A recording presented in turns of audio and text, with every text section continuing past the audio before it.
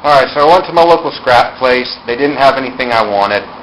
So, came back, I was talking to a buddy, and he said, well, why don't you go with aluminum instead of steel anyway? It's lighter weight, a little more expensive, but you want to save as much weight as possible. So I'm like, that's very true.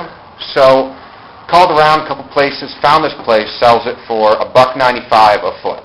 And their steel is $1.65 a foot. So, I think I'm going to go aluminum.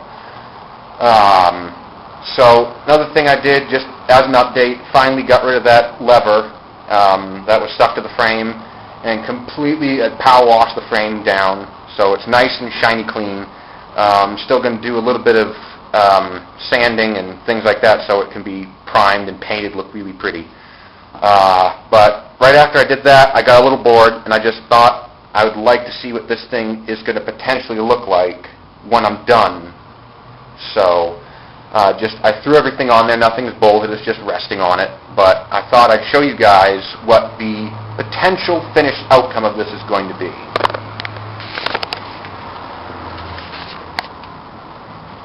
Those aren't the rear tires I'm going to use. I just got it for size idea. Those are actually the front tires, spare front tires that came off of my other racing mower, but I'd like to find rear tires very similar to that in size, if I could get my hands on any. All of this is propped up on blocks. One of the other things, save a little bit on weight, I'm going to do is I'm going to slice the frame down the middle this way, and then cut off excess, because you see there's a bit of an overhang here, and I'm going to cut off whatever I need so it slides back, and it's going to line right up again with the dashboard.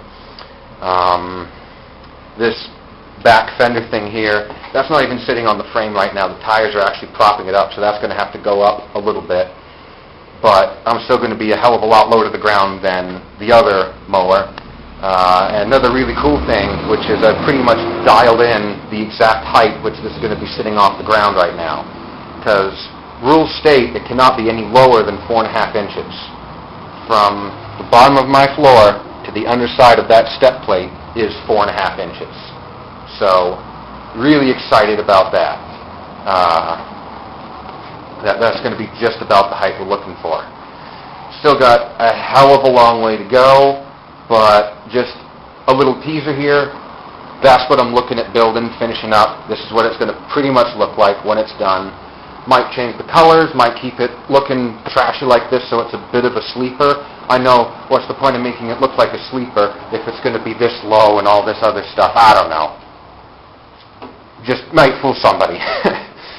But, like I said, long ways to go.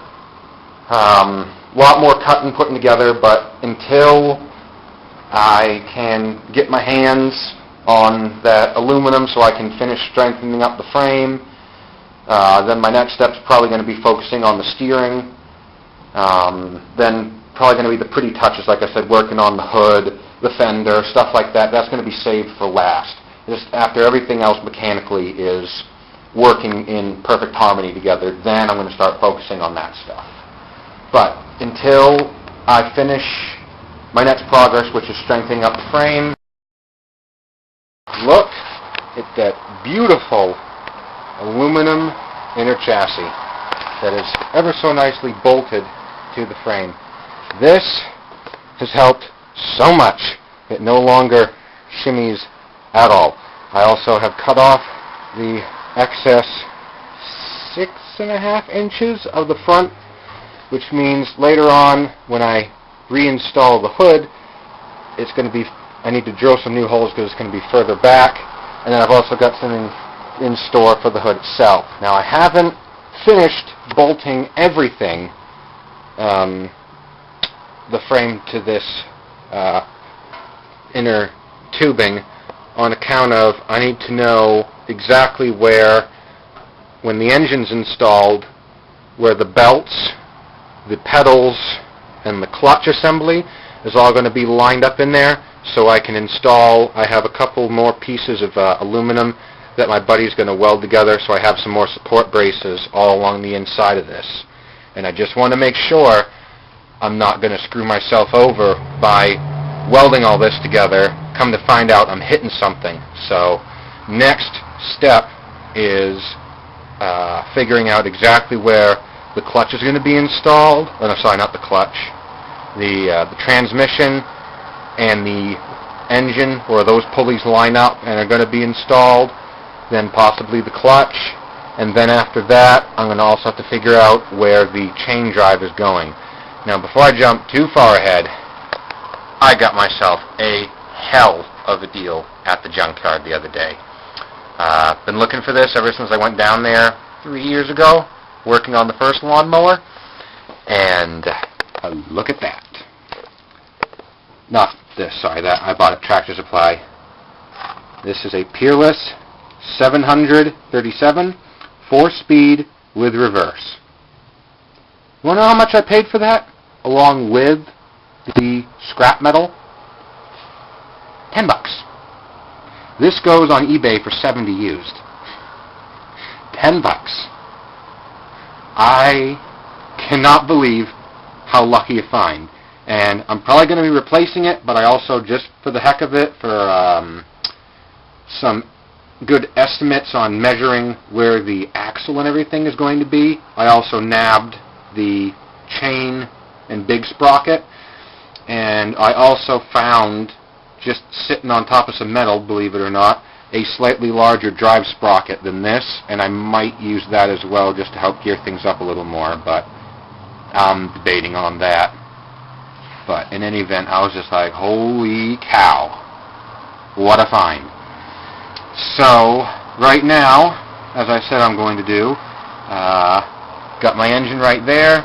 I'm going to push this thing up against the wall after I bolted the engine in place, install the new, bigger pulley on the engine, and then try and figure out where I can mount this thing, make some holes, and I think that's the next step. Alright, fingers crossed here, boys and girls. Till then, alright, little progress update for you. Got the belt and pulleys in alignment, I think right where I'd want them. And the reason why I have the transmission pulley stop right about here for 2 reasons. First reason is because I have absolutely no use for this cutout area. So what I'm going to end up doing is I'm going to drop the transmission from the top half of the frame down into this area, so it'll stick out about that much off the frame on the side, and then obviously the rest of it will jet right out and be in alignment with the pulley here. The other reason why I'd want to cut out a slot right around here to stick the transmission in it is because of this wonderful hole where the deck raising lever used to be. And that hole is more than big enough and fits, has a perfect alignment. If I put this transmission right out here, I'll move it out of the way because there's no light, but if I move it right over there, that fits right perfect in alignment with the sprocket drive. So I'm thinking I could use that and I could run the chain through that spot down to the wheels. I'd have to test it first to make sure that'd be usable, but I'm thinking that's exactly what I should do. But until I give a little more update on exactly where I can put that, Gabriel Hoy signing out.